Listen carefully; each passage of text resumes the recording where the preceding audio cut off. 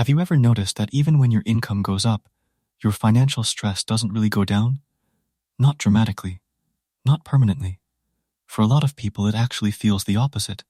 More money, more pressure, more commitments. And that's usually when people start blaming themselves. I'm just bad with money. I should be more disciplined. But what if that's not true? What if the real problem isn't you, but the game you've been taught to play? Let's take a very normal situation in the US or Europe. You're in your mid to late 20s or 30s. You studied, you got a decent job. You're earning what most people would call a good salary. Let's say you earn $70,000 a year in the US. After taxes, healthcare, and payroll deductions, maybe $4,200 a month lands in your account. Or in Europe, maybe it's $3,200 net after tax. On paper, that's solid.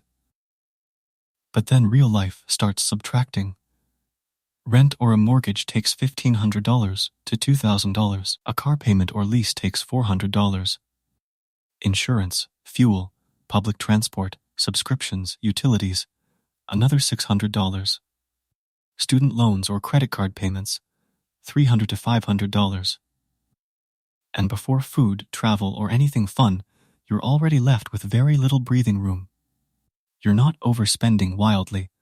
You're just participating. This is the part nobody really explains. The hidden mistake isn't buying coffee or missing a budgeting app.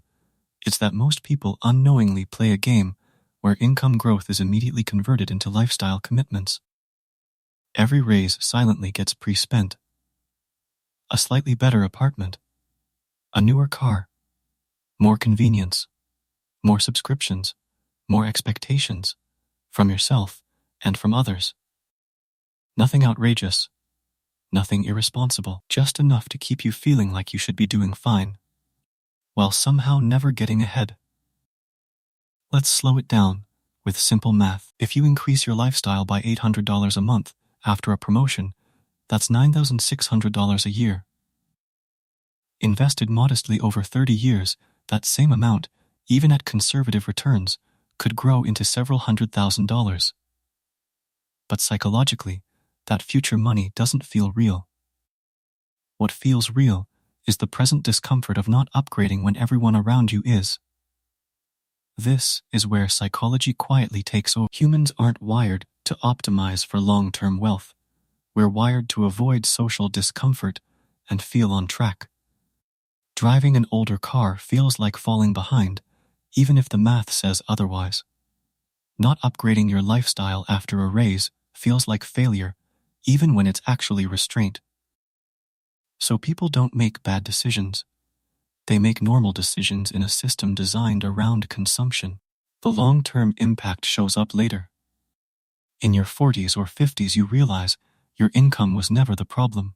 It was that your financial life never created distance between what you earned and what you needed to survive. No margin, no flexibility, no real leverage, just a higher quality version of the same stress. Now here's the perspective shift. Financially intelligent people aren't necessarily more disciplined or smarter. They're just playing a different game. They don't ask, "Can I afford this?" They ask, "What does this cost me over time?" They treat raises as optional, not automatic permission slips. They see lifestyle inflation as a decision, not a default setting. And most importantly, they don't measure success by how comfortable life looks, but by how much control they quietly gain. This isn't about guilt. And it's definitely not about deprivation. It's about realizing that you were never bad with money. You were just taught to win at a game that rewards spending, not one that builds freedom.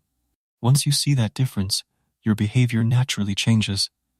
Not overnight, not dramatically, just calmly, logically. And that's usually how real financial progress begins. If this perspective helped you think a little more clearly about money, consider subscribing to the channel.